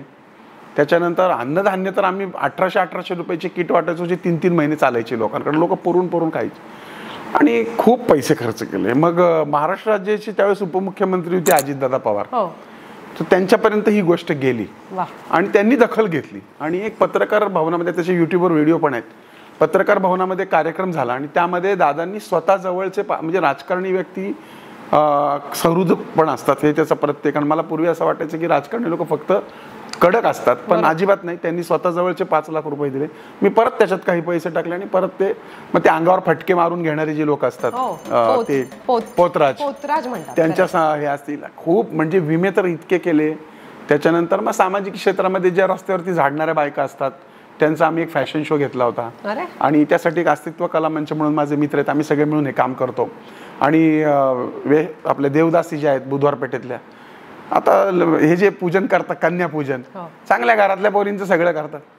त्यांना गिफ्ट तुम्ही देता, कारण तुमच्या घरात काय आपल्या घरात कमी नसतं, पण त्यांना कोण देणार. मग आम्ही गेल्या 5 वर्षापासून काय केलं, बुधवार पेठेमध्ये कन्यापूजन अष्टमीला जायचं, सगळ्या त्या ज्या बुधवार पेठेतल्या देवदास आहेत त्यांची लेकरं गोळा करायची. तिथे एक हॉल आहे, तिथे सगळ्यांचे ते पाय धुवून काढायचे आणि त्यांना गिफ्ट द्यायचे. सर हे खरोखरी क्रेडिट. साड्या पण वाटतो आम्ही त्यांना, म्हणजे खूप क्रेडिटेबल आहे. आणि म्हणजे चालू राहतं. हा पॉडकास्ट बघून जर एकाने सुद्धा हे आणखी आता तो ज्याचं आता लग्न तर किती लावलेत मी, म्हणजे लग्न तर म्हणजे आता एक तर किस्सा असा आहे की दोघं म्हणजे पळून गेले, स्वीकार केलं नाही म्हणून माझ्या घरात त्यांना मी 3 महिने ठेवलं. आणि त्या मुलीचं लग्न तिच्या आईबापाने ऍक्सेप्ट केलं नाही म्हणून माझ्या मुलीसारखं लग्न केलं. अरे वा. की हे सगळं कर्म आहे, जन्मजन्मांतरीचे संबंध कोणी कोणासाठी करत नसतं. लक्षात असे इतके किस्से, इतका दान धर्म आणि इतकं काय काय आहे की ते अनगणित आहे, अगणित आहे ते. पण तुम्हाला खोटं बोलता येत नाही, हा तुमचा गुण म्हणायचा की दोष? म्हणजे मी का विचारते, मी समजा माझी पत्रिका घेऊन आले आणि काही वाईट आहे त्याच्यात, तुम्ही तोंडावर सांगता? नाही, ते आता थोडंसं कमी केलंय, आता थोडं वेगळ्या पद्धतीने सांग. ह्याचा मोठा प्रॉब्लेम आम्हाला कुठं आला, कोविडमध्ये बाई फोन करायची, काय माझे मिस्टर सिरियस आहेत, काय होईल सांगा. आता त्याचा एक किस्सा म्हणजे पुण्यातले एक मोठे नगरसेवक आहेत, त्यांची बहीण माझ्याकडे आली होती, ते घेऊन आले आणि मला म्हटली माझा नवरा खूप आजारी असतो, तुला काय वाटतं? मी म्हटलं या तारखेपर्यंतच आहे ते, याच्यानंतर काय राहतील असं वाटत नाही. आणि त्यानंतर ते नगरसेवक माझे मित्र होते, आहेत अजूनही ते, आणि ते वारले म्हणून मी तिथे स्मशानात गेलो. त्या बाईने मला तिथे शिव्या दिल्या, काळ तोंड्या म्हणले, तुझी जीभ काळी आहे, तुझ्यामुळे माझा नवरा मेलं. आता माझा काही संबंध नव्हता. थोडक्यात असं की मग त्यानंतर मला असं कळायला लागलं की अरे एवढं डायरेक्ट नको बोलायला. मग कोविडमध्ये फार प्रॉब्लेम झाला. कोणाचा मुलगा आजारी आहे, कोणाचा, आणि ते दिसायचं झालं सिरियस. मग मी थोडं आडेवेडे घेऊन आता सांगतो, पण खोटं नाही सांग, बरोबर, आपण बघू. मग मी आडेवेडे घेतले की खरं तर समोरच्यानी समजून घ्यावं. लोक पण एवढी हुशार असतात, त्यांना पाहिजे ते उत्तर काढण्यासाठी खोदून खोदून खोदून खोदून विचारतात. मग थोडंसं खोटं खोटं चिडायचं. बस सांगितलं ना एकदा असं, मग त्याला पर्याय नाही. मला सांगा, एखाद्या बाईला म्हणायचं का तुझा नवरा म्हणणार 4 दिवसांनी, ते मी बघितलं ना काय होतं मानसिक, किंवा मुलगा म्हणला असं कसं काय म्हणू शकतो. त्यामुळे आता ते, आणि आपण देव नाही आहोत हे म्हणायला सुद्धा. हा, आणि ते टाळू पण शकत नाही ना आपण. आणि मग असाच प्रॉब्लेम आहे. मग ते तुमच्या डॉक्टरांसारखं झालं की मग तो डॉक्टर काय म्हणतो, हा आम्ही सगळे प्रयत्न केले तर देवाच्या हातात. तसंच आता बोलायला सुरू केलंय मी. खरंही नाही बोलायचं, खोटंही नाही बोलायचं, काय करणार आता. आनंद पिंपळकर अगदी नावाप्रमाणे फक्त लोकांच्या आनंदात पैसे घेतात, दुःखात नाही. खरंय? बरोबर आहे ना. काय मला सांगा की आम्ही पैसे शक्यतो मी सगळ्यांकडनं घेतोच, परंतु समोरच्याची पात्रता जर मला कळली की खूप गरीब, आणि कळतं ते पत्रिकेवर, मग विचारतो मी कुठनं आणले पैसे. कोणी म्हणतं मंगळसूत्र तोडलं, कोणी म्हणतं व्याज आणलं. तर आम्ही ते त्याला लागणारं यंत्र, त्याची रत्न ही देतो, सगळं भविष्य पूर्ण डिटेल सांगतो, आणि शिवाय पैसे पण परत देऊन टाकतो. आपल्याला काय, बघा माझ्याकडे हे मी व्रत म्हणून करतोय. मी ज्यावेळेस फ्री करत होतो ना तेव्हा काही किंमत नव्हती लोकांना. खरंय. हां, म्हणजे जेव्हा आपण पैसे घेऊन करतो तेव्हा लोक करतात, सांगितलेलं ऐकतात. आणि तुम्ही फुकट करा, मग काही लोक टाइमपास, म्हणजे रस्त्यात तुम्ही गाडीत बसलं तरी हात पुढा करतात, भविष्य बघा. मग कुठे पैसे द्यायचे, मग ते मनावर पण घेतलं जात नाही. पैसे दिले की लोकांना किंमत राहते त्याची. हे बरोबर आहे अगदी. हां, आणि जिथं, आणि मी तरी काय करतो, तुम्ही फी घेतली तर मी गव्हर्नमेंटला 18% देतो, इन्कम टॅक्स देतो 18-20%, 40% गव्हर्नमेंटला जातं, आणि तुमच्या फीमधली ठराविक रक्कम मी सामाजिक कार्याला तुमच्याच नावाने वापरतो. आणि हेच रस्ते की मी सांगत नाही की मी काय केले. मला असं वाटतं की त्या लोकांच्या पैशांनी केले म्हटलं ते त्यांनी केले, मी नाही केले, फक्त मी जरी आहे त्याचा, असं मला वाटतं. पण मी ते नाही केलं तरी ते पैसे माझ्याच पदरात पडणार आहेत ना. म्हणजे तुमच्या फीतली 1 रुपया रक्कम जर मी सामाजिक कार्याला वापरली नाही, तुम्हाला काय कळणार आहे. पण मी ती वापरतो, कळत न कळत ते पुण्य माझ्याबरोबर तुम्हालाही मिळतं ना. तुम्हाला जर मी म्हटलं की एक 1000 रुपयाची पुस्तकं घेऊन त्या पोरांना द्या, तुम्ही म्हणता नाही नाही ते काय होत नाही. पण तुमच्याकडनं फी घेऊन मी तुमच्यातलेच 1000 रुपयाची पुस्तकं घेऊन दिली तर तुम्हाला देतो मी, पण म्हणून मी माझं नाव नाही करत की मी दिलं म्हणून. असं. सर, लहानपणापासून तुम्हाला ऍक्टिंगची प्रचंड आवड आहे. तुम्ही नाटकांमध्ये काम केलं, पुरुषोत्तम करंडक पर्यंत केलं. बरोबर आहे. आणि अगदी जिव्हाळ्याचा विषय लोकांचा, भविष्य आणि राशी, याच्यावरती एक मूवी पण काढला. प्रचंड मेगा मूवी होता. त्याच्यात फार चिन्मय मांडलेकर पासून, अलका कुबल पासून अतुल परचुरे सगळे होते. म्हणजे प्रसाद ओक होते, देसाई होते, मंगेश, खूप मंडळी होती चित्रपटामध्ये. सर, आलय माझ्या राशीला हा मूवी काढायचं का सुचलं? आता बघा ना, तुम्हाला गंमत सांगतो. ह्याचं कारण बघा काय माहितीये का, लोकांना ना फक्त एंटरटेनमेंट पाहिजे आजकाल. दुर्दैव. मी असा बसून ज्ञानेश्वरी सांगायला लागलो ना तर ते 4 लोक पण बघत नाही. पण मी नाचून ज्ञानेश्वरी सांगितली की 10 लोक ऐकतात. आरतीला 5 लोक जमा होत नाही, गरब्याला 1000 लोक जमा होतात. लोकांना एंटरटेनमेंट पाहिजे. मग माझं शास्त्र मी एंटरटेनमेंटच्या माध्यमातून मांडलं, म्हणजे ते लोकांपर्यंत बिंबेल. असं मी मेष राशीचं 2 तास बडबड केली तरी कळत. मग पिक्चर बघायचं म्हटलं की लोक जाऊन बसतात. मग तसंच नाही तर माझ्या आनंद पिंपळकर आनंदी वास्तू या युट्यूब चॅनलवर मी खूप धार्मिक गाणी सुद्धा सुरू केली. गुलशन कुमारजी गेल्यानंतर धार्मिक गाणी बंदच पडली. मग त्यामुळे मला मराठी इंडस्ट्रीमधले आमची काही लोक म्हणतात, हा मराठीतलं नाव गुलशन कुमार आहे म्हणतात. जवळजवळ 60-70 गाणी आमची आता रनिंगमध्ये, 40 गाणी ऑलरेडी आलेली आहेत, आणि सगळी धर्मावरची गाणी आहेत. आणि आम्ही आता एक नवीन संकल्पना चालू केली, म्युझिकल सॉन्ग फिल्म. त्याच्यामध्ये आम्ही फिल्म करतो. 13 मिनिटाचं गाणं, त्याच्यात फिल्मच दाखवतो आम्ही अख्खी. जसं स्वामी शक्ती, स्वामी माझी आई आहे, विठू माय माऊली आहे, आणि त्याच्यामध्ये आम्ही मोठमोठे सेलिब्रिटीज घेतो त्याच्यामध्ये, आणि ती गाणी ते आपला मेसेज पोहोचवतो. बरोबर. तर तुम्ही जरूर पहा. त्याच्यामधनं सामाजिक संदेश आहे. मग अपंग मुलांचे प्रश्न असतील, मतिमंदांचे असतील, असे देवदासांचे असतील, प्रत्येक त्या गाण्यांमधनं मांडतो. आणि पुढच्या मूवी बद्दलची चाहूल जी लागली आहे, पुढच्या मूवीमध्ये वास्तुशास्त्रावरतीच मूवी करायचं आहे. हा कर्मविपाक सिद्धांताशी संबंधितच असणार आहे, आणि हिंदी स्टारकास्ट घेऊन भला मोठा आहे प्रोजेक्ट. करूयात. त्याचबरोबर आणखी काही आयडिया बघूयात. आता आमचे चिरंजीव वगैरे सगळे, मग त्याच्यामध्ये कदाचित जॅकी श्रॉफ असू शकतात. अरे वा. आमचा नवीन चित्रपट पण येतोय आता, धर्मरक्षक छत्रपती संभाजी महाराज भाग 1. त्यामध्ये माझी भूमिका जरूर बघा. संभाजी महाराज म्हटलं की एका विशिष्ट समाजाला टार्गेट केलं जातं. की त्यांनीच त्यांचं वाईट केलं. आता ते काय राजकारण आहे ते सोडा. मग या क्षेत्रामध्ये मात्र या चित्रपटात माझी जी भूमिका आहे ती संभाजी महाराजांच्या बाजूने बलिदान दिलेल्या एका ब्राह्मणाची आहे.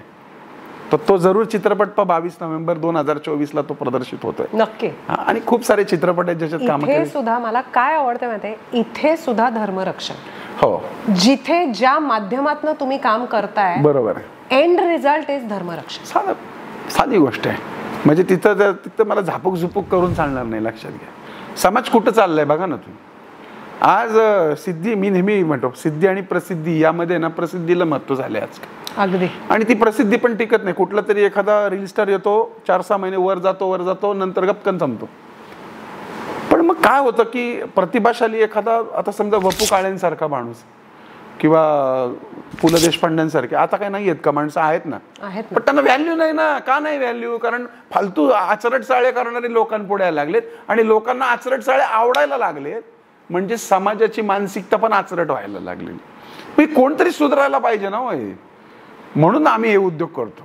मग त्यासाठी कलेचा आचरटपणा सुरू केला. नाही तर खरं तर माझं एक क्षेत्र नाही, पण लोकांना कलेची, एंटरटेनमेंटची भाषा कळते म्हणून मग आता एंटरटेनमेंट आता पुढच्या पिढीला एक से बढ़कर एक गमती जमती आहेत तुमच्या आयुष्यातल्या प्रत्येक कप्प्याला. होय, आनंदी वास्तू हे जे परिपूर्ण कॅलेंडर तुम्ही काढलंय, त्याच्या मागची स्टोरी सांगा ना. प्रत्येक गोष्टीचं मूळ कुठेतरी लहानपणात लपलेलं असतं ना. मी शाळेमध्ये होतो वाघोलीमध्ये आणि 8वीत असताना त्यावेळेस ठिबक सिंचन, कारण तो सगळा भाग होता ना, तिथं ते झाडं उगवायची नाहीत कारण पाण्याचा दुर्भिक्ष. आणि तिथे ते झाडं, आमचे पिरजादे सर होते, त्यांनी सगळी झाडं लावली होती सुबाबळीची. त्या झाडांना पाणी कुठनं द्यायचं, तर त्यासाठी एक ठिबक सिंचन योजना, म्हणजे जे आपण सलाईन लावतो ते सलाईन अडकवायचं, त्याच्यात पाणी भरायचं आणि त्या सोयीने हळूहळू त्या झाडाला पाणी यायचं. तर ते ठिबक सिंचन योजनेचं शिक्षण संचालनालयातर्फे कॅलेंडर काढायचं होतं. आणि त्यांना मुलं पाहिजे होती, सुंदर मुलं पाहिजे होती की ते दाखवायला. आणि मी आपल्या सारखा तोंड पुढे नेतो, मला घेतील. आता जरा बरा दिसतोय मी, त्यावेळेस फारच विचित्र होतो. हाईट एवढीच होती, मरतुकडा, नाक तोंड पुढे आलेलं, गालफळात. कसे काय घेणार ना, कारण तसं व्यक्तिमत्वच नव्हतं. आणि माझा एक मित्र होता, तो फार देखणा होता. मुलगी पण होती ती आमची वर्ग मैत्रीण, ती पण देखणी होती, ती गोरी पान सुंदर. आणि त्यांना घेतलं. मी जळलो नाही, पण मला वाईट वाटलं की मला नाही घेतलं. त्याला घेतल्याचा आनंदच होता, पण ते डोक्यात होतं की चला मी कॅलेंडर काढून स्वतःचा फोटो छापीन पहिल्या पानावर. मग कालांतराने मी स्वतःचं कॅलेंडर काढलं, आनंदी वास्तू, त्यात स्वतःचा पहिला फोटो छापला. भले ती 1000 काढली, फुकट वाटली, काही विकली, पण तो समाधानी. आता दरवर्षी गेली 15 वर्ष कॅलेंडर छापतोय. यावर्षी 2025 आलेला आहे, मार्केटला सगळीकडे उपलब्ध आहे. त्यात पहिल्या पानावर माझा फोटो जरूर छोटा असतो आणि तो पाहिला की मला समाधान वाटतं की नाही करू शकतो. तेव्हा जर घेतलं असतं तर कदाचित हे कॅलेंडर नसतं जन्माला. एक्झॅक्टली माय पॉइंट. सर, खणीन तिथे पाणी काढीन ही म्हण बहुतेक तुमच्यामुळेच सुरू झाली. असं नाही म्हणतात. मला असं वाटतं की तुम्ही जे करता ते मन लावून केलं, त्यात आनंद असला आणि जर झोकून दिलं आणि कमी समजलं नाही त्याला, आणि काय कोणती गोष्ट कमी नाही बरं का. म्हणजे नेहमी एक विनोदाचा भाग आहे, मुंगी तुम्हाला चावू शकते, तुम्ही मुंगीला चावू शकता. म्हणजे हा एक भाग आहे. म्हणजे मुंगी सुद्धा प्रचंड महत्वाची. जे काम सुई करते ना ती तलवार नाही करत. अगदी. जे काम कुऱ्हाड करते ते काम सुई करत नाही. प्रत्येक गोष्टीला महत्व आहे आणि तुमच्या नशिबात कोण कसं लागून जाईल हे कोणी सांगू शकत नाही. त्यामुळे प्रत्येकाला पॉझिटिव्हली घ्या. म्हणजे रस्त्यावरचा भिकारी पण तुमचं भलं करू शकतो. मी माझ्या आयुष्यात उदाहरणं पाहिली. तुम्हाला साधंसं उदाहरण, एकदम सिंपल फालतू उदाहरण, मजेशीर, की माझ्या वडिलांनी मला आहे ना ह्याची सवय लावली होती बचत करायची. त्यावेळेस पोस्ट खात्यामध्ये पैसे जमा करायचे, किसान विकास पत्र होतं आणि ते दुप्पटच आहे, 5 वर्षात दुप्पट. आणि साधारणपणे मला ते ड्यू झालं. ते काय, त्या काळात 8-10 हजार रुपये खूप झाले. ते ड्यू झाले. तर माझ्याकडे ना पैसेच नव्हते. खात्यात जवळजवळ 10-12 हजार असतील ते येणारे. आणि त्याला आहे ना तो स्टॅम्प लावायला लागायचा, ते रेव्हेन्यू स्टॅम्प, काहीतरी 1 रुपया का 50 पैसे होतात. माझ्याकडे कुठं होते. पण नेहमी जाताना येताना तिथे एक पोस्टमन होता माझ्याकडे येताना. त्याला मी पाणी विचारायचो, लहान गोड बोलायचो त्याच्याशी वगैरे. तर त्याला म्हटलं, काका 1 रुपया देता का मला? खात्यावर 10 हजार आहेत पण 1 रुपयासाठी मी भिकारी. अरे म्हटलं 2 मिनिटांनी लगेच काढला, त्याच्याजवळचा 1 रुपया दिला. भले मी त्याच्यानंतर 10 रुपये दिले, पण त्यावेळेस तो 1 रुपयाचा स्टॅम्प देणारा तो माणूस बरोबर है ना. मग त्यावेळेस त्यांनी मला म्हणजे समजून घ्या की कोणचा माणूस कुठं उपयोगी पडेल ना. त्यामुळे तुम्ही कुत्र्याला सुद्धा हाड करू नका असं आमचं म्हणणं. तुम्हाला कुठं प्रोटेक्ट होईल आणि कुठं तुमच्या कामाला कोण येईल. आता अशा कित्येक गोष्टी की कॅमेऱ्यावर सांगण्यासारख्या नाहीत. अशी माणसं कामाला आलेली आहेत माझ्या. खरंय. त्यामुळं कोणाला कमी नाही समजत. अगदी अगदी बरोबर. स्मशानातलं जाळणारा माणूस सुद्धा कामाचा असतो. तुम्ही गेल्यानंतर तुम्हाला काळजीपूर्वक ढकलेल तो आत. त्यामुळे त्याची पण काळजी घ्या. कोणी जगात कोणी नकच्च नसते. माझे कर्मचारी, माझ्या घरातले लोक मला ओरडतात, तुम्ही फारच डाऊन टू अर्थपणा करता, जमिनीवर रेंगता. कोण कुठं उभं राहील, कोण काय वाचवेल काही सांगू शकत नाही. प्रत्येकाची वेळ बदलते. यस, अगदी बरोबर. 40 वर्ष माणसांचा अभ्यास करताय तुम्ही. एव्हाना त्याच्यात PhD झाली आहे. वास्तूतल्या बदलामुळे माणसाचा स्वभाव बदलताना बघितला? हो, बदलतो नक्की बदलतो. त्याचं कारण आहे ना, मी तुम्हाला जसं सांगितलं की तुम्हाला जेलमध्ये ठेवलं तर तुम्ही चिडचिडे व्हाल, तुम्हाला मेंटल हॉस्पिटलला ठेवलं तर तुम्ही मेंटल व्हाल, पण तुम्हाला चांगल्या एन्व्हायरमेंटमध्ये ठेवलं तर तुम्ही चांगले व्हाल ना. त्याचबरोबर तुमचं कर्म, सकारात्मक विचारांची पेरणी, तुमची प्रवृत्ती, तुमचं संगत, या सगळ्यांचाच ताळमेळ असतो. तुम्ही एक डॉक्टर आहात, तुम्ही औषध दिलं त्याबरोबर तुमची मानसिकता पण बरी व्हायची पाहिजे ना. म्हणजे असे आपण बघतो की कॅन्सर झालाय आणि 20-20 वर्ष ज्यांना सांगितले 6 महिन्यात मारणारे ते 25 वर्ष मरत नाही. ही मानसिकता नाही, ही प्लॅसिबो इफेक्ट म्हणतात. मनाची ताकद मोठी आहे. त्यामुळे ह्या सगळ्या गोष्टी तर पाहिजेत, पण त्याच्याबरोबर मनाची ताकद आणि नीतिमत्ता या सगळ्या गोष्टी पाहिजे. बरोबर. समय से पहले और भाग्य से अधिक हे खरं कुछ नहीं मिळतं. नशीब 100%, 1000% नशीब हे कर्मावर डिपेंड आहे. असं असतं तर रस्त्यावरती खडणारे 24 तास कष्ट करणारे माणसं करोडपती झाली असती, पण त्यातलाच एखादा कष्ट करणारा रस्ता काढणाऱ्या माणसाला अचानक सोन्याचा अंडा सापडतो आणि तो अब्जाधीश होतो, पण तो करोडात एखादा असतो. ते त्याचं कर्म, ते त्याचं नशीब असतं. मग तुमच्या म्हणण्याचा असा मतित अर्थ आहे की हस्तरेषा बदलणे माणसाच्या हातात नाही आहे. मग तसं जर आहे तर हात नसणाऱ्यांचं पण नशीब आहे की? मग असं हस्तरेषा हे जरिया आहे, लक्षात घ्या. तुमचं पाय बघून पण सांगता येतं, तुमचं तोंड बघून पण सांगता येतं, तुमचं कान बघून पण सांगता येतो. याला मुद्राशास्त्र म्हणतात, याला हस्तरेषा म्हणतात, त्याला पाद्यशास्त्र म्हणतात, शरीराचं शास्त्र. प्रत्येक शास्त्र आहे ना. नाही हात तर तुमचं बिहेवियरवरनं सांगता येतं, चेहऱ्यावरून सांगता येतं. माणूस जिवंत आहे म्हणल्यावर त्याचं सांगताच येतं. मग त्याचं काय सांगता येतं तर त्याच्या स्ट्रक्चरवरनं, त्याच्या पत्रिकेवरून त्याचा स्वभाव सांगता येतो. आणि स्वभाव सांगताना काय सांगायचं ज्योतिषाने की त्यानं त्याला स्वभाव बदलायला सांगायचं. मेषेचा माणूस फटकळ असतो, त्याला सांगायचं बाबा फटकळ बोलू नको. आता मी स्वतः मेषेचा आहे, मला अजून जमलं नाही, पण मी बोलतो, मी आता कंट्रोल केले. पण जर काउन्सिलिंग केलं तर तो कंट्रोलमध्ये होतं. थोडक्यात काय की तुम्ही रस्त्याने जाताना जर तुमची गाडी पंक्चर होणार आहे, तुमचा टायर खराब आहे तर सांगतोय, तर तुम्ही स्टेपनी तयार ठेवली पाहिजे, बरोबर एक मदतीला माणूस ठेवला पाहिजे. ज्योतिषशास्त्र हे काम करत. तुमची टायर पंक्चर करायला वाचू शकत नाही, पण काय काळजी घ्यायची हे सांग. होणार ते होणारच आहे, फक्त त्याचा त्रास तुम्हाला कमी. अगदी गुगल मॅप सारखं आहे.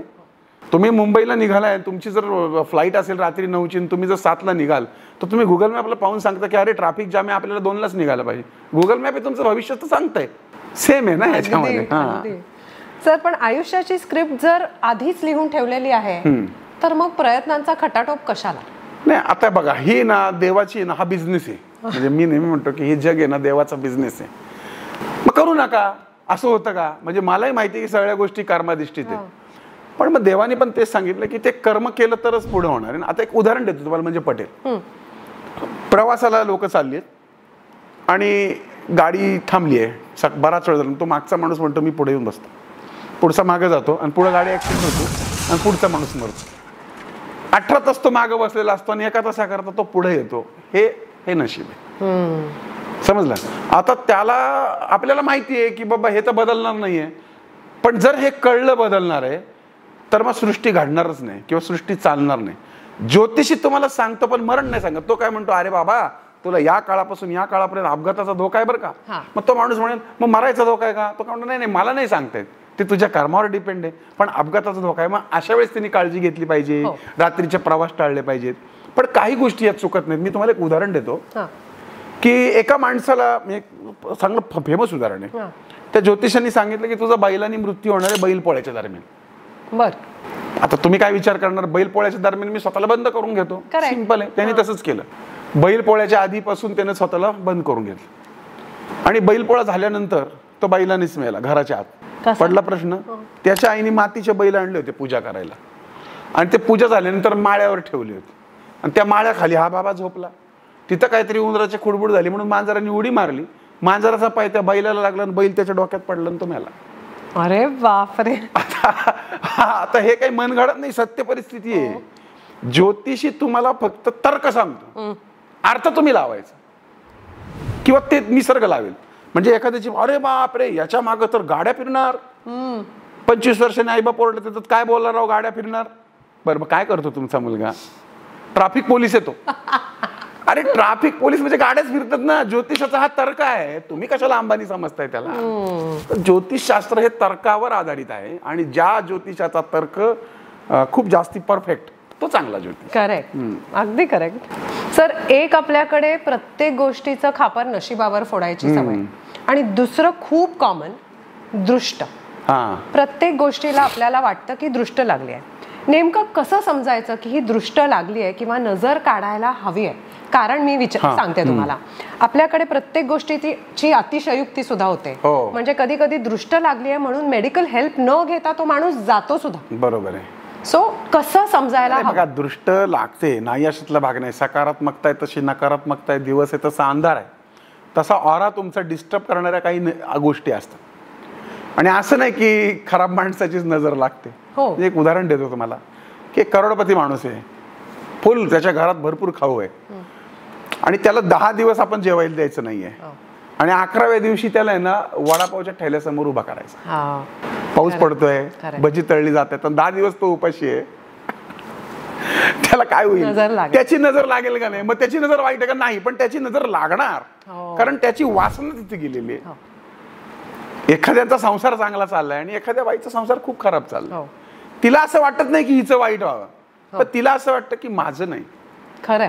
मग ती निगेटिव्हिटी होती तुमच्या अवतीभोवती, तुमच्या ओऱ्याला डिस्टर्ब करायला. एखाद्याची नजर लागली म्हणजे तुम्ही मरता हे चुकीचं आहे, नाही तुम्ही बरबाद होता हे चुकीचं आहे, तो अवडंबर झालं.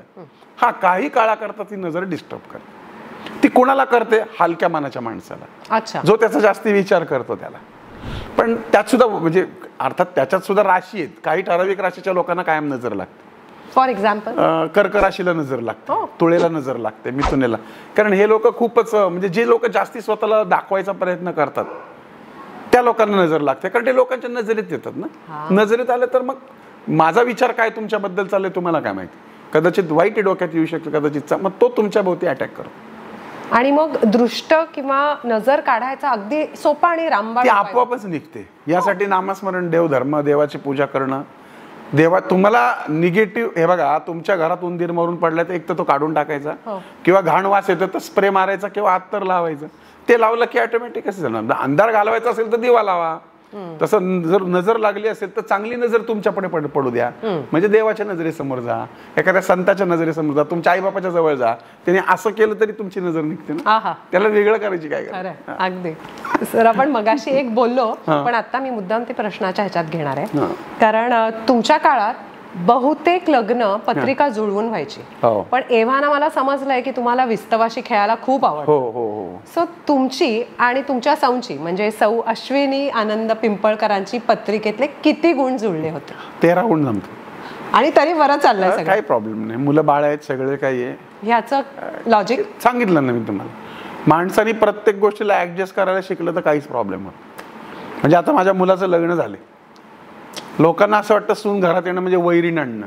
त्यांची मानसिकताच ती असते की आता ती घरात आली की भांडणं होणार, सासू सुनांचं पटणार नाही. म्हणजे विचारात सुरुवात होती निगेटिव्ह पहिली. पण आम्ही हे शिकलोय की तुम्ही विचार सकारात्मक करा, काही प्रॉब्लेम होत नाही. बरोबर. म्हणजे अगदी मुलाचं लग्न झालं आम्ही, तर आम्ही लग्नात जाहीर केलं की मुलगी दर महिन्याला 4 दिवस कंपल्सरी तिच्या माहेरी जाईल. लोकांसमोर जाहीर केलं. दर 3 महिन्यातनं 15 दिवस ते आमच्याकडे येतील किंवा 6 महिन्यातनं, पुढच्या 6 महिन्यात 15 दिवस आम्ही त्यांच्याकडे जाऊ, फिरायला जाऊ किंवा एकत्र जाऊ. मुलगी शिकली, सवरली, तिचे काय असेल ते सगळं तिचं तिच्यापाशी राहील, त्याच्यावरती आमचं काही संबंध नसेल. आणि तिने तिच्या पद्धतीने स्वतंत्र जागा. ती आम्हाला 12ला उठली तरी चालेल, तिने घरात काही काम नाही केलं तरी चालेल. अरे बापरे. सगळं हे पॉझिटिव्हली घेतलं असं झालंच नाही ना. लकी गर्ल आहे. आज तुम्हाला सांगतो, आज माझ्या सुनेसारखी, माझ्या मुलीसारखी, माझ्या मुलाबाळांसारखी देवाच्या कृपेने टचूड सगळं छान आहे. कारण बघण्याचा दृष्टिकोनच बदलतो ना. जर माझी मुलगी जर थकली आहे अभ्यास करून, जर ती 11पर्यंत झोपली आहे तर ही पण शिकतेच आहे ना. तिच्याकडे मग तिने का अपेक्षा करायची की 5ला उठून झाडून काढावं, हे करावं. ते सगळ्या चुकीच्या गोष्टी आहेत. माणसाने बदललं आणि इगो सोडला ना तर काही प्रॉब्लेम नाही. खरं. म्हणजे आमच्याकडं घरामध्ये तुम्ही बघाल तर म्हणजे कदाचित सासूसारखा मी वागत असेल सासरा वागत असेल पण सासू अजिबात नाही. म्हणजे तुम्हाला सासवा सुना आणि मुलगी बघितलं तर एकमेकांच्या मैत्रिणीच वाटतील तुम्हाला. झाला माझा तो गोंधळ आल्या आल्या. सर पण तुम्ही सहमत आहात का बघा, आज काळाची गरज आहे की दोन व्यक्तींची मनं किती जुळतायत, विचार किती जुळतात. फॉर दॅट मॅटर पत्रिकेच्याही आधी मेडिकल रिपोर्ट्स चेक केले गेले पाहिजेत. काय बघा काळ बदललाय ना त्यामुळं आहे. आता पूर्वी कसं असायचं की लग्न लवकर व्हायची, आता घोडणावर आहेत. 35ची मुलगी 40चा नवरा. आता असं कुठं लग्न असतं का? त्या लग्नामध्ये असं बाबा आणि बाईचं लग्न वाटतं, नवरा नवरीचं वाटत नाही. म्हणून माझ्या मुलाचं लवकर लग्न केलं, ते नवरा नवरी वाटतात तरी. मग कशाला चेकअप करायची गरज? हे चेकअप करायची गरज केव्हा येते? आता हे बघा धुतल्या तांदळासारखं कोणी नाही. इथं तुम्ही जर मुलगी 35ची आणि तो मुलगा तिला व्हर्जिनिटीची अपेक्षा करत असेल तर हे इम्पॉसिबल गोष्ट आहे. आणि जर ते इम्पॉसिबल आहे तर चेक करणं गरजेचं आहे. असं नाही मी म्हणत की सगळंच तसं असं, बरोबर आहे. लाखात 5-10 चांगले म्हणा म्हणजे, आणि त्यात चुकीचं असं काही नाही ना, निसर्ग धर्म आहे, असं काही चुकीचं आहे असं नाही. म्हणजे पूर्वी आमच्या काळी चारित्र्याला प्रचंड महत्व द्यायचं, दिलं जायचं, आजही देतात. पण आता जर तुम्ही मुलाला म्हणाल ना तर म्हणाल, तर तिला पहिला प्रश्न, तुझा बॉयफ्रेंड होता का? ते म्हणते हो होता. तुझी गर्लफ्रेंड होती का? हो. काहीच वाटत नाही त्यांना. पण इथं जर आमच्या काळात आमच्या जर बायकोला जर काही कळलं तर ते आयुष्यभर सांग. म्हणजे इतकं ब्रॉड मुलं पण झाली आहेत आता. म्हणजे मुलांना नाही माहिती की आपल्या बायकोचे बॉयफ्रेंड होते, मुलींनाही माहिती की आपल्या. म्हणून आमचं म्हणणं आहे की वेळेत लग्न करा. अगदी. तुम्ही 20-22 काय आहे क्रायटेरिया, 21 वर्षाचा आहे ना मुलीचा मुलाचा, करा ना 21व्या वर्षी. हा ती सेटल नाही ना असं कशी होती? ती सेटल होतात बरोबर. आपल्याला ती म्हणजे काय ना, आपल्याकडे तो विजन नाहीये. मारवाडीची का सेटल होतात, गुजरातीची का होतात, सिंधीची का होतात, मग आपलीच का होत नाहीत? विजनच नाही ना. आलं का लक्षात? यांना आपल्या डोक्यात एकच, शिक नोकरी कर. काय नोकरी कर? काही गोष्टींमध्ये कमी तर कमी बोललेलं बरं, त्यातली ही एक साधं आहे. सर सोलसामचा एक शेवटचा प्रश्न, एखादा धडा जो आयुष्याने तुम्हाला शिकवला आणि जो तुम्ही आमच्या व्ह्युअर्स बरोबर शेअर करू इच्छिता. आता धडे तर फार शिकलो पण मला असं वाटतं कोळशी उघडण्यात काय मजा नाही. मी तुम्हाला म्हणलं ना की तुमच्या जीवनात कुत्री मांजरी पण तशी येत नाही. तुम्ही कोणाचं तरी घोडं मारलंय ते या जन्मात तुमचं गाडं मारतं. त्यामुळे मला नाही वाटत काय त्याच्यात म्हणजे ठीक आहे. पण माझ्या आयुष्यामध्ये शिकलेली एक गोष्ट म्हणजे प्रचंड विश्वास ठेवून जेव्हा विश्वासघात होतात ते थोडेसे धडे मिळाले खूप. पण तरी मी विश्वास ठेवणं सोडलेलं नाही. मी ज्यांची नाती नाही त्यांच्याशी नाती जोडली, त्यांच्याशी समजा आर्थिक व्यवहार केले, त्याच्यातनं समजा लाखो करोडोचं नुकसानही झालं असेल, पण मी ते सोडून दिलं. कारण काय की ते कुठेतरी लिहिलेलं होतं. एवढे आपण हुशार असून पण जेव्हा फसतो किंवा नुकसान होतं ते भरून पण निघतं. पण ज्यानं फसवले त्याच्या कर्माची फळं तर त्याला भोगावी लागणार आहे. त्यामुळे आयुष्यभरात हे शिकलो की चांगल्या माणसाला खराब करायचं काम आहे ना विश्वासघात करतो. आणि म्हणून कोणाचा विश्वासघात करू नका. म्हणजे मी तर करत नाही. मग काय होतं कधी कधी चांगल्या माणसावर पण मग विश्वास ठेवायला थोडीशी भीती वाटते. अगदी. पण मी तसं करत नाही. मी ते शिकलोय की नाही, जीवनात हे शिकलोय की कोणी चांगलं भेटू शकतं तर कोणी वाईट पण भेटू शकतं. आणि वाईट झालं तर आपलं कर्म आणि चांगलं झालं तर नशीब. वा, thank you so very much. Thank you. Sairam. वास्तुशास्त्र हे काहींसाठी सायन्स तर काहींसाठी अंधविश्वास. वास्तूची दिशा बदलून आपल्या आयुष्याची दशा बदलायची का मग फक्त आपल्या नेगेटिव्ह विचारांना पॉझिटिव्हमध्ये कन्वर्ट करून आयुष्य जगायचं हे तुम्ही ठरवायचं. एक गोष्ट मात्र नक्की लक्षात ठेवायची, वास्तू ऑलवेज सेज तथास्तु. With that, we conclude on Soulsome today. Do like, share, subscribe and comment on Soulsome with Sarika, where we bring to you yet another person behind the persona. Till then, take care guys. Remember, life is short. Live it fully, love unconditionally and laugh out wholeheartedly. Thank you and God be with all of us.